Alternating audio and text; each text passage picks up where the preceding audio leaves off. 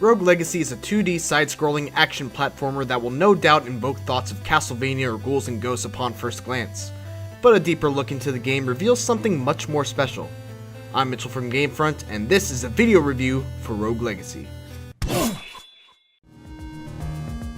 Developed by indie game development studio Cellar Door Games, Rogue Legacy is billed as a roguelite, a play on the roguelike genre that typically consists of games that have randomly generated levels, permadeath, and brutal difficulty.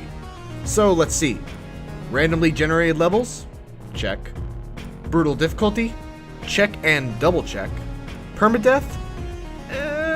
Kinda sorta check. When you die in Rogue Legacy, your progress in that particular run through the castle is lost. So in that sense, it is permadeath.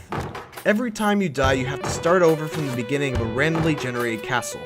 However, in your next life, you can actually control one of the heirs to your legacy.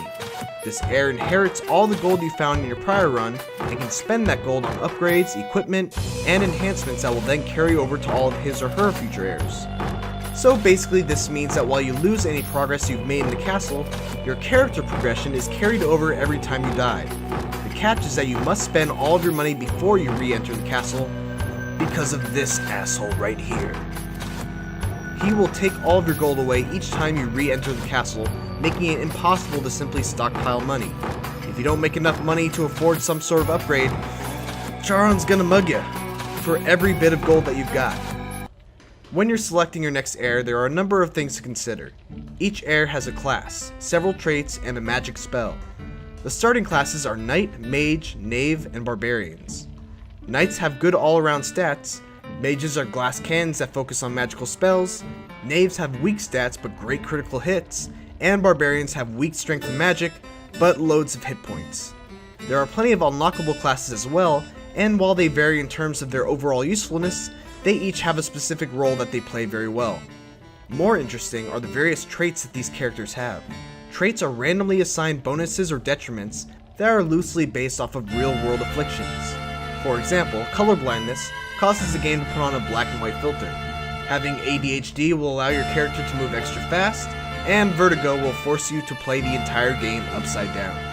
There are a ton of these traits, and you're going to want to experience them all, even if they lead to your death occasionally. Now let's talk about the castle itself.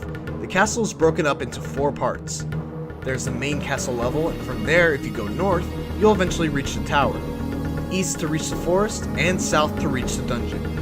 Unlike a Metroidvania, there are no doors that are unlocked by a future power-up. Every area in Rogue Legacy is accessible from the start, with the exception of the final boss. Whether or not you actually want to adventure into the dungeon at level 1 is a completely different story. But just as a hint, you don't want to adventure into the dungeon at level 1. Each area is guarded by a different boss battle, and only by defeating all 4 bosses will you be able to unlock the door to the final boss. Taking down these bosses would be a nightmare if not for the ingenious addition of the Architect.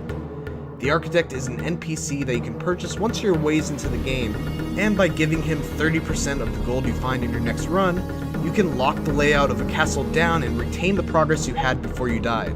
This is huge when fighting bosses because it allows you to use a waypoint and teleport right to the boss with a fresh character. It's a rare thing when a game comes along with as many cool and interesting ideas as Rogue Legacy, but it's even rarer when those ideas are actually as cool as interesting in practice as they are on paper.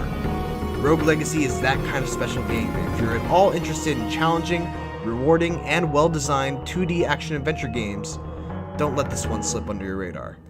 For more on Rogue Legacy, including my written review, please check out Gamefront.com, and while you're here, why not hit that subscribe button to get all of our best content delivered right to your YouTube homepage. Thanks for watching, and I'll see you next time.